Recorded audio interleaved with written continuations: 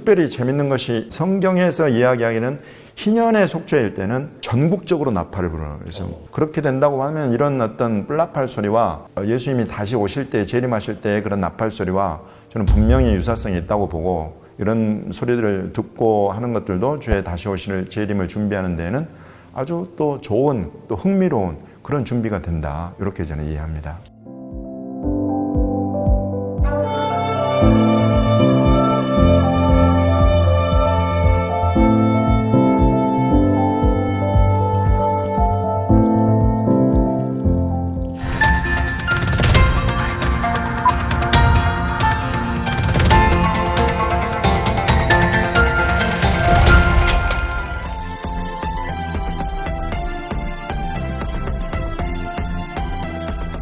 자, 그럼 이번엔 이제 속죄일에 관련해서 좀 질문을 하겠습니다. 속죄일, 안식일 중에 안식일이라는 얘기가 있고, 또 이날을 욤키푸르라고 합니다. 속죄일은 어떤 절기입니까? 욤키푸르라고 하는데, 욤은 히브리어로 이제 날 이런 뜻이고, 키푸르라는 단어는 카파르라고 하는 죄를 속하다, 영어로 하면 이제 어톤이라는 단어가 있는데요. 죄가 속함 받는 날이다, 이런 뜻을 가지고 있죠. 사람은 죄를 지을 뿐이지 그 죄가 용서함 받고 또 하나님 앞에서 사라지고 하는 부분에 있어서는 사람이 어떤 역할도 할 수가 없어요.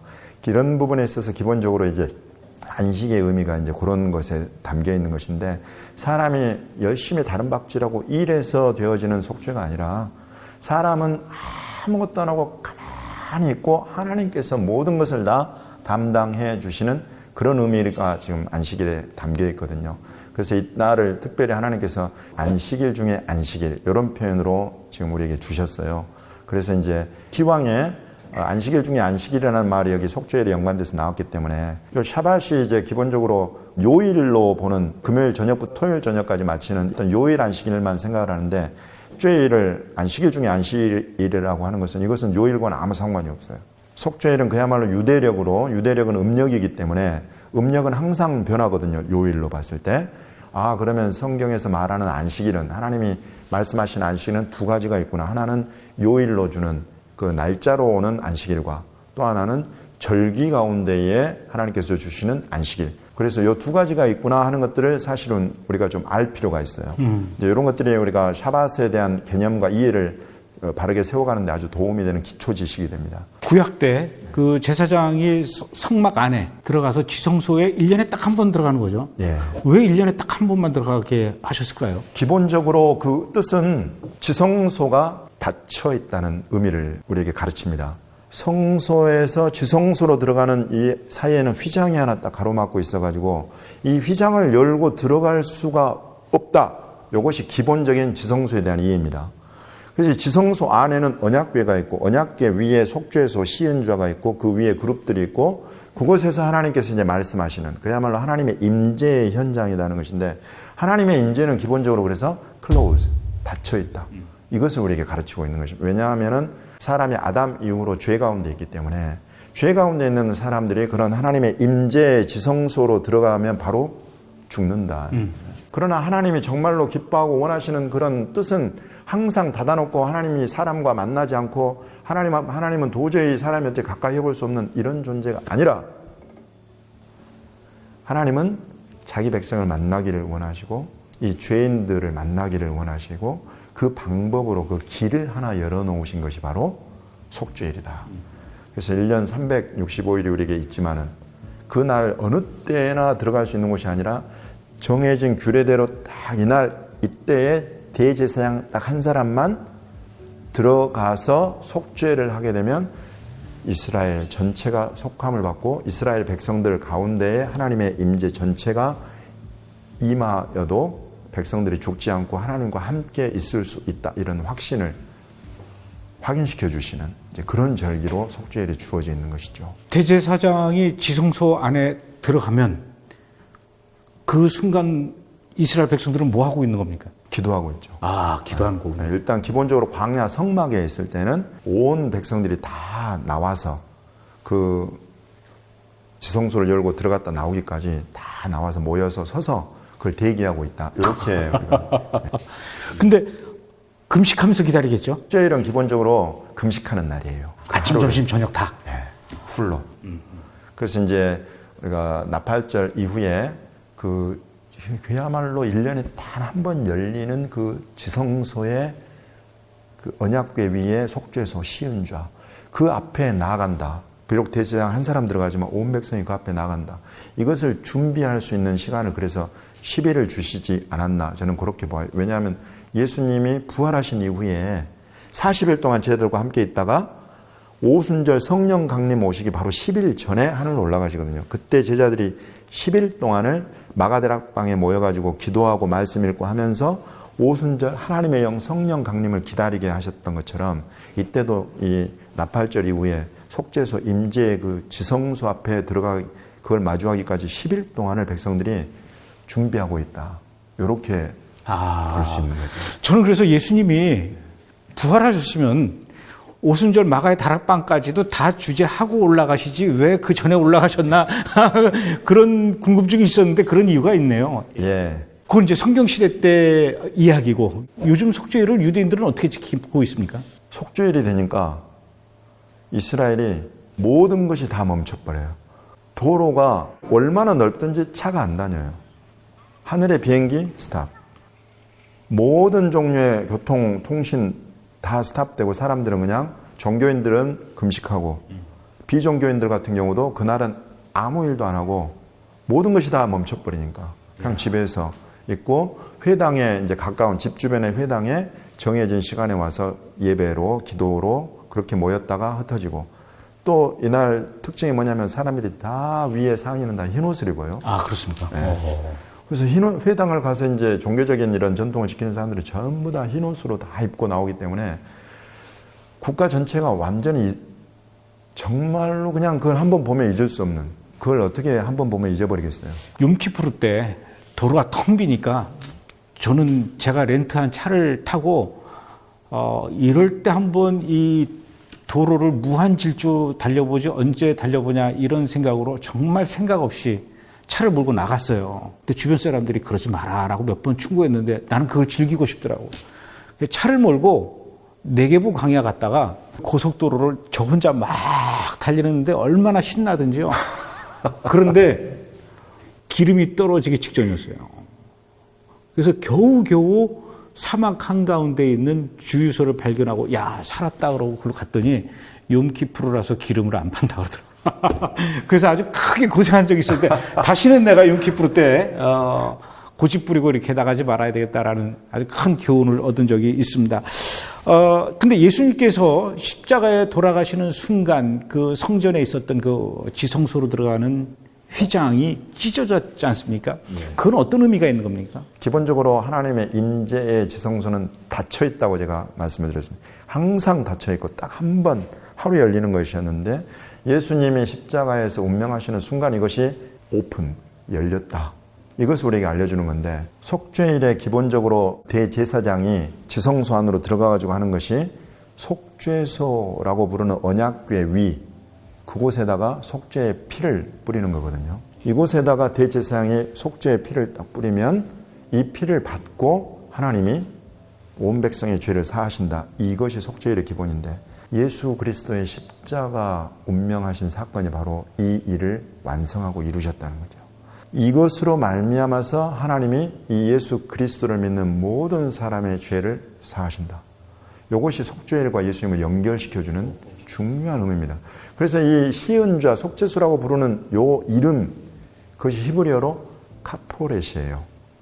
카포렛 요 말은 바로 속죄일이라고 하는 욤키푸르의 키푸르하고 같은 어근에서 나온 같은 단어라고 보시면 돼요. 그래서 이 욤키푸르, 키푸르가 일어나는 날인데 이 키푸르가 일어나는 그 일은 카포렛 위에서 일어나는데 그 카포렛 위에 바로 예수 그리스도의 십자가로 흘리신 그 피로 그 위에 뿌려졌고 하나님이 이 피를 받으셔서 지성소 임재의 문이 열렸다. 그래서 이제 예수 그리스도를 믿는 모든 사람들은 1년 365일 어느 때나 도움이 필요할 때면 하나님의 임재에 들어갈 어느 때든지 예수 그리스도의 이 보혈을 힘입고 예수 그리스도로 힘입어서 들어가서 그 임재의 지성소, 그 시은좌 그곳 앞에 서서 하나님 앞에 기도하고 간구할 수 있게 되었다. 성전 안에 있던 휘장이 찢어지는 사건이 우리 기독교인들에게도 큰 의미가 있지만 그때 당시에 예수님 당시에 유대인들 제사장들은 더 충격이었겠네요. 그러면 대제사장들한테도 굉장히 충격이고 이것은 감출 수 없을 정도의 충격이었기 때문에 예수 믿는 사람들에게까지 이것이 그대로 알려졌다고 저는 생각을 해요. 사복음서에서는 그렇게 휘장이 찢어졌다라고만 표현되어 있지만 사도 바울은 이것을 그야말로 신구약을 연결시키고 속죄가 예수님을 연결시켜서 로마서 3장에서 이것을 풀어서 우리에게 설명을 해주고 있습니다. 로마서 3장 23, 24, 25절 모든 인간이 다 죄를 범하여서 하나님의 영광에 이르지 못했다. 예수 그리스도께서 자기의 피로 화목제물로 드려졌다. 그 화목제물로 드려졌다고 할 때 그 화목제물이라는 요 단어가 속죄소 시은좌라는 그 단어예요. 그때 이후로 이제 예수 그리스도로 말미암아서 모든 사람들과 화목을 이루고 그 임재 지성소 열린 곳으로 들어갈 수 있게 되었다라고 로마서에서 사도 바울은 그래서 우리에게 풀어서 설명해 주고 있죠. 예수님이 십자가에 돌아가시는 그 순간 휘장이 찢어지면서 이제 우리는 언제든지 1년 365일 하나님을 만날 수 있는데 문제는 이스라엘에 있는 그 정통 유대인들 중에 일부가 다시 이제 제3성전이라는 걸 지으려고 준비를 하고 있다는데 그들이 성전을 세우게 되면 다시 또 휘장으로 하나님을 가두려고 하는 거 아닙니까? 그래서 이 부분을 꼭 다룹니다. 성전이 무너졌을 때에 그 당시에 유명한 랍비들이 통곡하고 탄식하면서 화로다 우리 백성이 이제 망하게 되었다. 속죄일을 지킬 수가 없게 되어버렸다. 아, 그것 때문에 그렇군요. 요것이 가장 큰 탄식이었어요. 그때 당시 지도자 랍비들 가운데. 오늘날 제3성전을 세우려고 하는 유대인들 안에 기본적으로 이런 의식이 당연히 있는 것입니다. 그러니 요 제3성전을 세우려고 하는 그런 유대인들의 이 기저에는 실은 예수 그리스도에 대한 불신과 반역, 반대하는 이것이 기본적으로 깔려 있는 것이죠. 레위기 16장 8절에서 10절에 보면은 그 염소 2마리를 데려다가 제비 뽑아서 한 마리를 제사를 지내고 한 마리는 광야로 보내라 이런 말씀이 나와요. 네. 이건 어떤 의미입니까? 브래드북스에서 출판한 이 시공간 속의 예수야에 보면은 특별히 그 부분은 제가 조금 자세하게 설명을 해서 다루어 놓았어요. 굉장히 흥미로운 부분이거든요. 하나는 여호와를 위하고 하나는 아사셀로 이렇게 해가지고 우리가 아사셀이라는 그야말로 딱 레위기 16장에만 나와요. 이것은 요즘 시쳇말로 한다면 2마리 토끼를 다 잡는 격이에요. 그것은 무슨 뜻이냐면 이 사람은 기본적으로 죄를 짓게 되면 남게 되는 것이 있는데 죄책감이에요. 사실은 죄보다도 죄책감이 우리를 더 괴롭히고 또 다른 죄 가운데로 죄를 반복하게 만드는 힘이 실은 죄책감 안에 있거든요. 근데 이 예수 그리스도의 이 속죄 이 십자가 사건을 통해서 이루신 이 속죄일에 일어나는 요 일, 2마리 염소로 하는 이것은 그야말로 죄도 해결하시고 죄책감까지도 양심에서 일어나는 죄책감까지도 완전히 해결하는 것을 실은 우리에게 보여주고 있다. 그래서 이 아사셀 염소의 특징은 한 마리가 그렇게 죽임당하고 속죄의 피로 드려지고 한 마리는 그 예루살렘 그 성전에서부터 시작을 해가지고 광야로 지금 오늘날 예루살렘에 가서 보시면 하르몬타르라고 하는 산이 하나 있어요. 광야에. 그 예루살렘에서부터 하르몬타르에 이르기까지 이 한 사람이 그 아사셀 염소를 데리고 쭉 광야를 걸어가서 하르몬타르에 이르면 깎아지른 듯한 곳이 나와요. 그곳에서 그냥 염소를 밀쳐버려요. 그래 이 이스라엘 백성들이 보면서 우리 죄로 인해서 한 마리 염소는 죽임당해서 피로 뿌려지고 죄로 인해서 하나님 앞에 두려워서 나가지 못하게 만드는 또 다른 죄로 이끌어가는 이런 죄책감은 저 멀리 떠나가듯이 우리에게서 실제로 떠나가는구나 하는 것을 눈으로 볼 수 있는 시각적인 효과를 하나님께서 주십니다. 그럼 아사셀이라는 말이 광야로 가는 염소를 얘기하는 겁니까? 아니면은 광야로 가는 염소의 그 모든 행위를 얘기하는 겁니까? 아니면은 그 광야의 절벽이 아사셀입니까? 좋은 질문입니다. 이 질문에 대한 정확한 답은 책에 소개되어 있지만 여기에서 잠깐 소개를 드린다면 하지 마세요. 최고를 통해서 확인을 하도록 하겠습니다.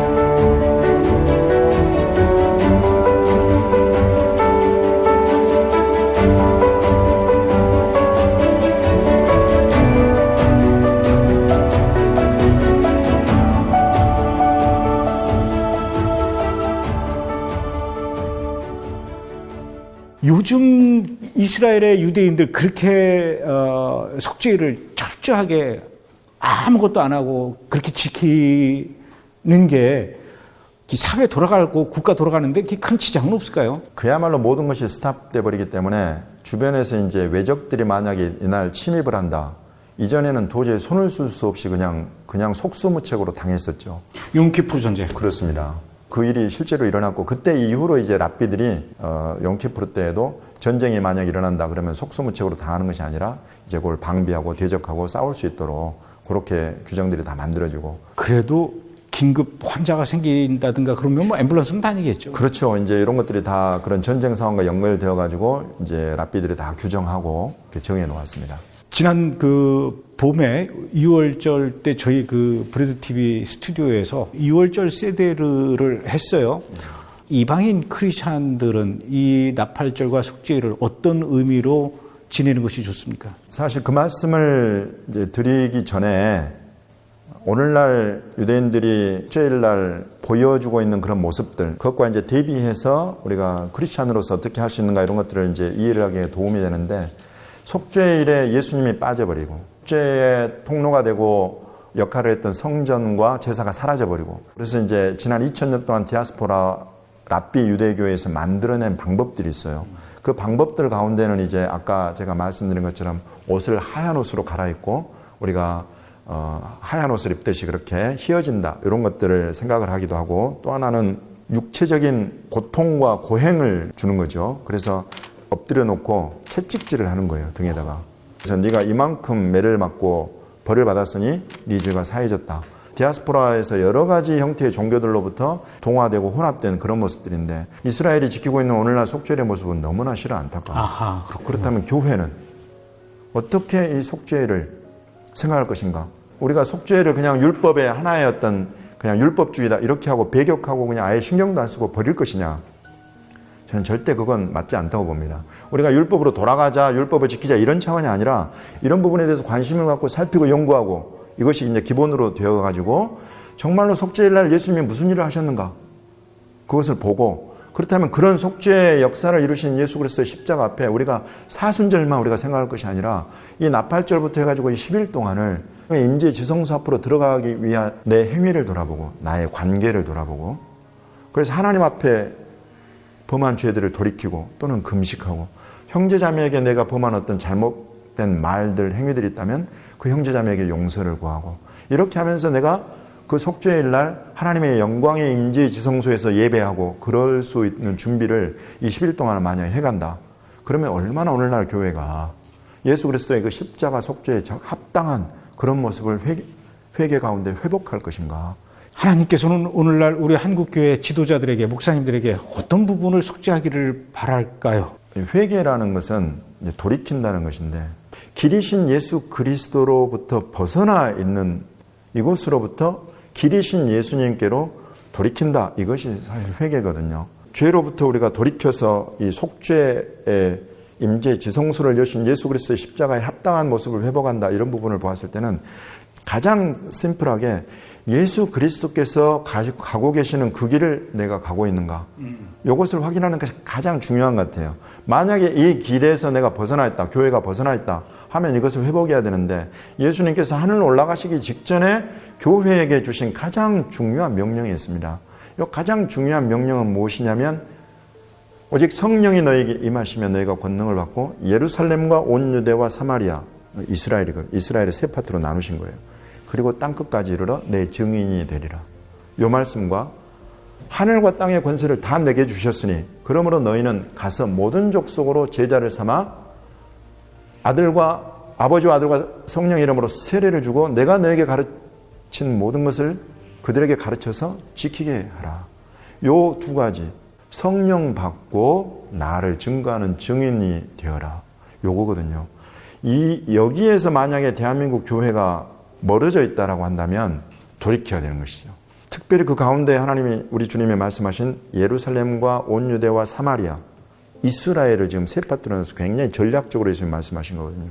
이스라엘 선교, 그리고 땅끝 선교, 요것을 정말로 지금 교회가 힘써서 감당하고 있는가, 아니면 그냥 너희들끼리 즐기고 너희들끼리 그냥 이 땅에서의 축복만 구하고 그냥 돈 많이 버는 것들 생각을 하고 부유해지고 건강해지고 이런 것에만 관심이 이렇다고 한다면 이번 속죄를 기점으로 해가지고 10일 동안 우리가 이런 예수님의 말씀과 뜻에 또 이 부르심에 우리가 마치 오순절 때에 10일 동안을 기도하면서 성령 충만을 구했던 것처럼 이때 우리가 다시 또 10일 동안을 구별해가지고 회개하고 돌이키고 성령 충만 받고 증인되는 이것을 회복하는 날로 우리가 모든 교회가 그렇게 사용한다면 예수님께 합당한 그런 교회의 모습을 회복할 것인가 이거는 기대감이 있습니다.